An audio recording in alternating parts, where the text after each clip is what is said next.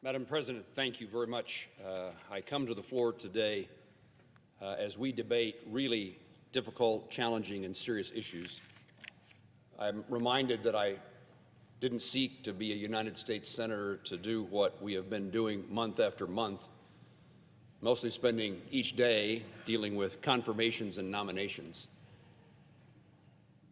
These issues that we are debating and will ultimately vote on this week have consequences well beyond the things we have been normally dealing with in the United States Senate. Secretary Gates, a fellow Kansan, warned of government's dysfunction at a moment in history in which he argues our nation, quote, confronts graver threats to its security than it has in decades, perhaps ever. I agree with this assessment. We live in a dangerous time and a very dangerous world. I underscore to my colleagues the importance of doing the work we were elected to do. Americans will be directly impacted by our decisions, but so will our adversaries and our allies.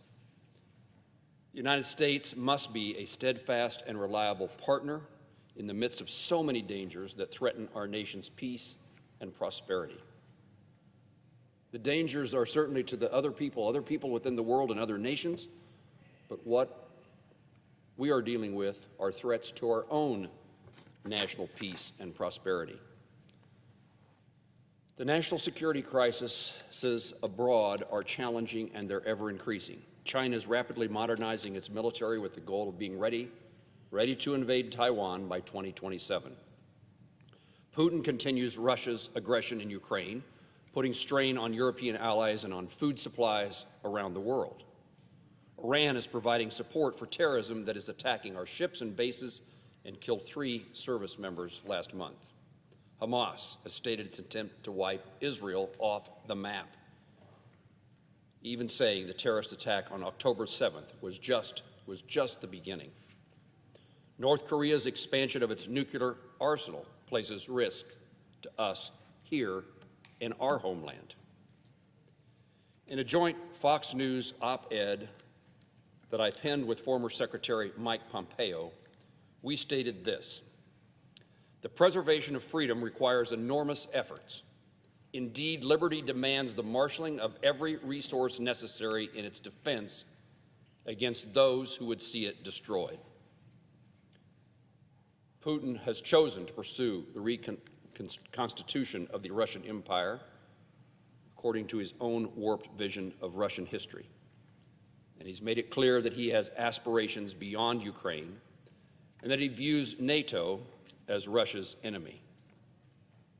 And under Putin's leadership, Russia has increasingly collaborated with other nations who oppose us: Iran, Syria, our most powerful adversary, Communist China.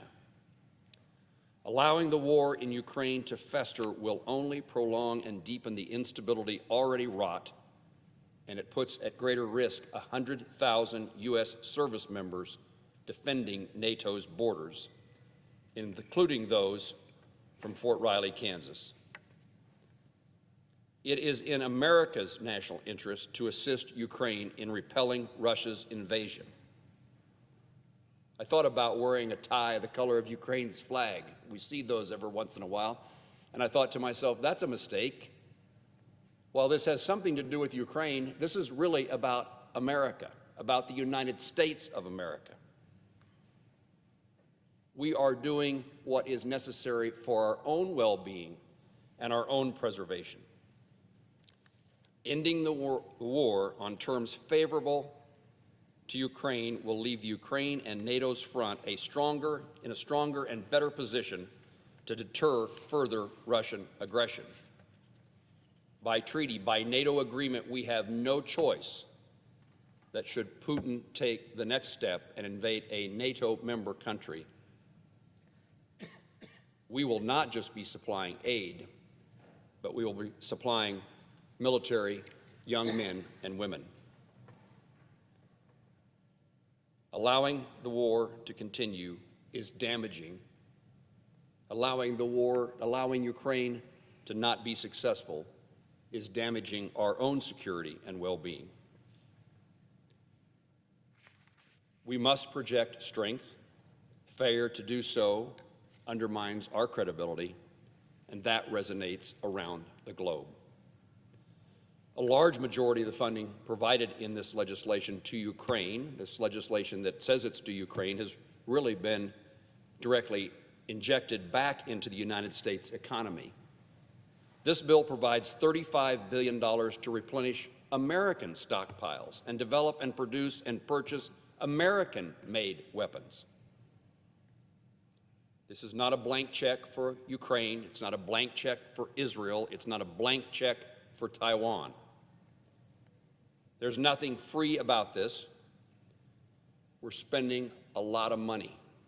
It is hugely expensive. However, in the absence of spending this money, we're going to be spending more later as the world continues to crumble. There is no path forward for Ukraine. There is no path forward for other countries that are looking for a brighter future if the United States is disengaged from the world. I wish it wasn't true. I remember the first graduation speech I gave as a new member of Congress was to a small town in west central Kansas. And I said, growing up, all we paid attention to was the price of grain at the grain elevator. What we had to know and what affected us in our lives in rural Kansas was something very local. I wish it was still that way, but we have no alternative. We must engage in the world to protect our own selves. It isn't free, and it's spending a lot of money, but it is less expensive than the alternative. The price tag is overwhelming. The debt is damning to the future of our nation. But in the absence of taking a stand now, we have to take a stand tomorrow. And that stand will be even more costly. The disastrous, chaotic withdrawal from Afghanistan, one of the saddest days or few days of my life, certainly in my life as an elected official, was watching the way things unfolded there. Certainly was damaging to people who were there, but it's also been damaging to our country in huge and significant ways.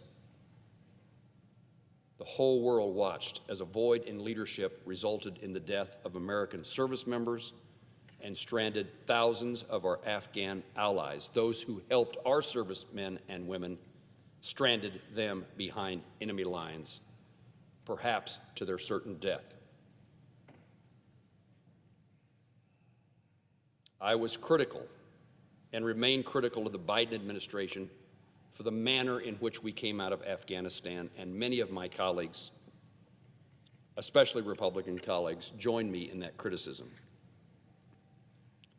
But our failure to support our allies and partners around the world is a replication of what happened and what we did, what we didn't do when we departed from Afghanistan in such an unthoughtful and haphazard way.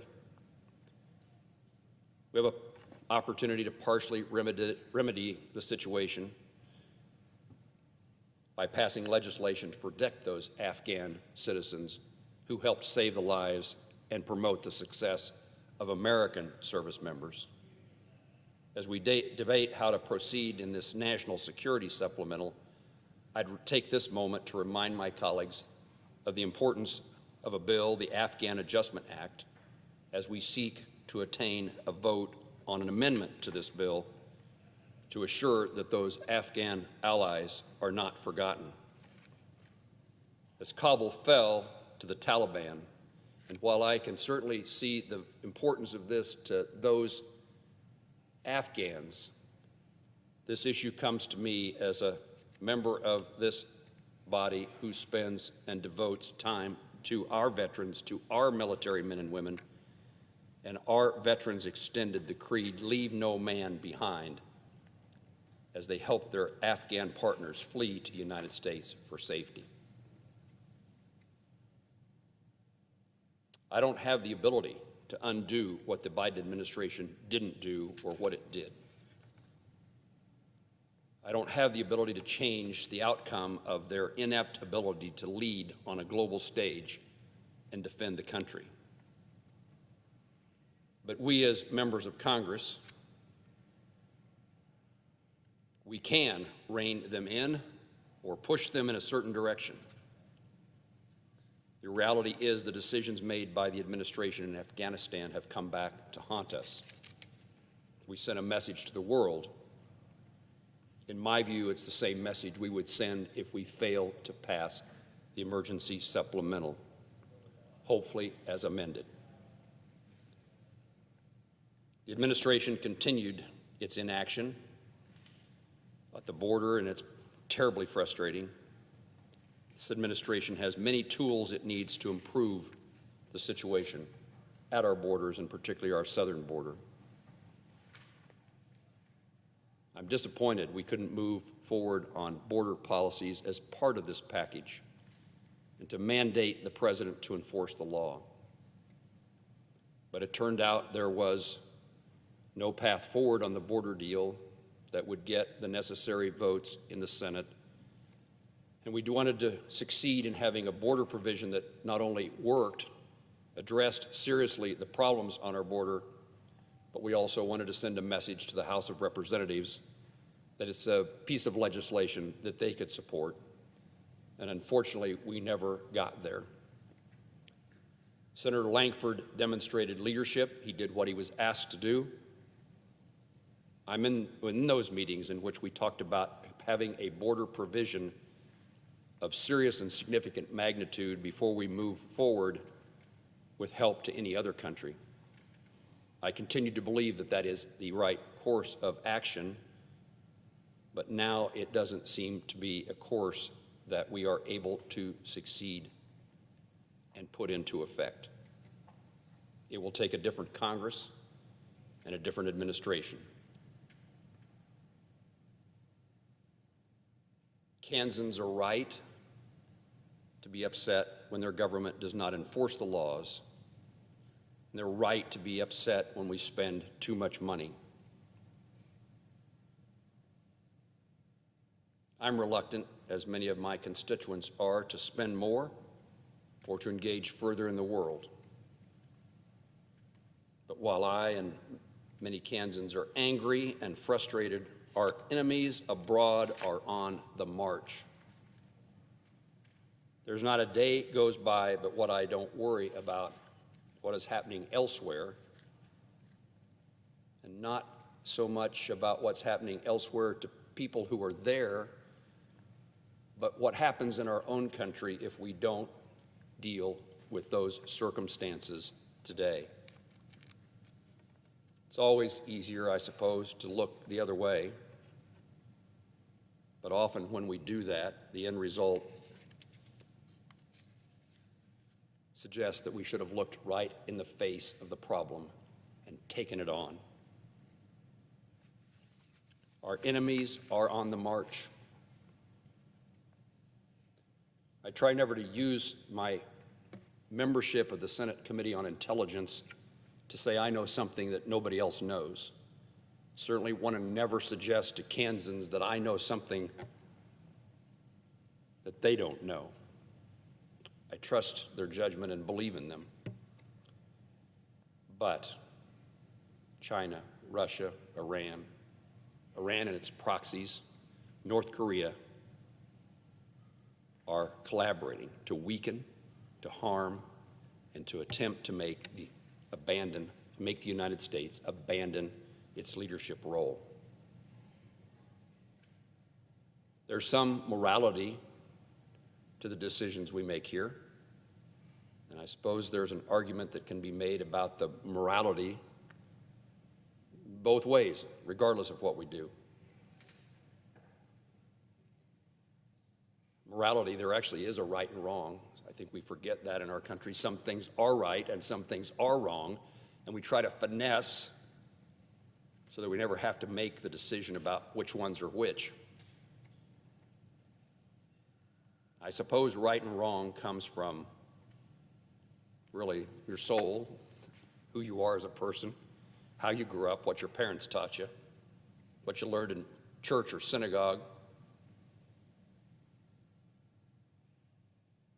I care about how my constituents feel. I indicated to my colleagues recently that we spend so much time doing next to nothing here. Why do you take me away from my family? And why do you take me away from Kansans, where I love to be?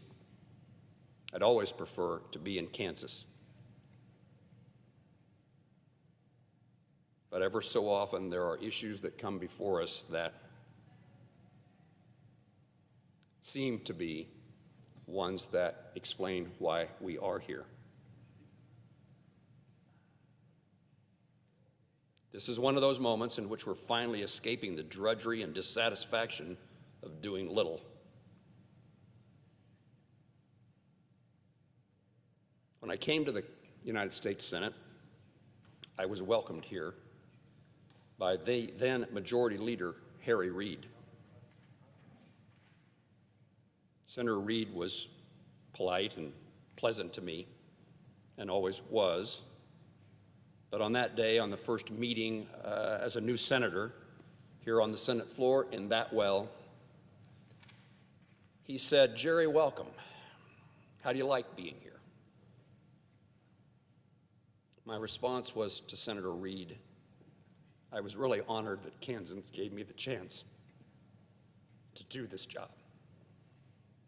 But, sir, it doesn't seem like we're ever going to do anything. There's nothing about my life that would suggest I'd be a member of the United States Senate. Nothing in my background, nothing in my family. I wanted to come to the Senate to do something right and to do it well. Senator Reid's response to me was, "Jerry, you just need to understand. We're not going to do anything. You just need to know that." Here I had just worked my way to the United States Senate only to discover that the job description was, let's not do anything. So I've tried from that day to take what Senator Reid said and use the opportunity that I've been given by Kansans to do something right, to do something in cooperation with my colleagues, and to provide meaning for all those days away that me and my colleagues are away from home and family. When this is all over, I think we all want to actually do something that matters. Today, I tell my colleagues, my constituents, Americans, that the challenge we face will not resolve themselves, and the preservation of freedom requires an enormous effort. It's a special place we live in, a special place we call home. And the freedom and position that we enjoy, we too often take for granted. It's been a while since, in fact, many in this body, many in Congress, no longer have served in the military.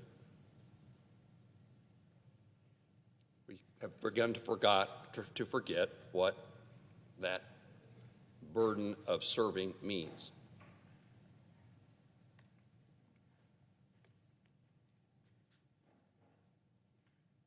We owe something to those who served. We owe something to a generation of hardworking men and women who have come before us. In my view, we owe them to live up to our responsibilities to preserve what they have defended and protected and made available to me, to Americans today, and to our generation, our children and grandchildren, and Americans that we will never know. I believe in America first, but unfortunately, America first means we have to engage in the world. taking a sober view of history, there should be no doubt of the importance of the outcome in Ukraine, the Middle East, in China, in the South Pacific, and what it means to the United States. I go back to what Secretary Pompeo said with me in that Fox News opinion piece. The preservation of freedom requires enormous effort. Indeed, liberty demands the marshaling of every resource necessary in its defense against those who would see it destroyed. I'm not the articulate individual that President Reagan was, but he said it well, perhaps better than what I and Secretary Pompeo said. President Reagan said in his first inaugural address to become president, he said, "The crisis we are facing today does not require us the kind of sacrifice that so many thousands of others have been called upon to make. It does require, however, our best efforts and our willingness to believe in ourselves and to believe in our capacity to perform great deeds, to believe that together with God's help,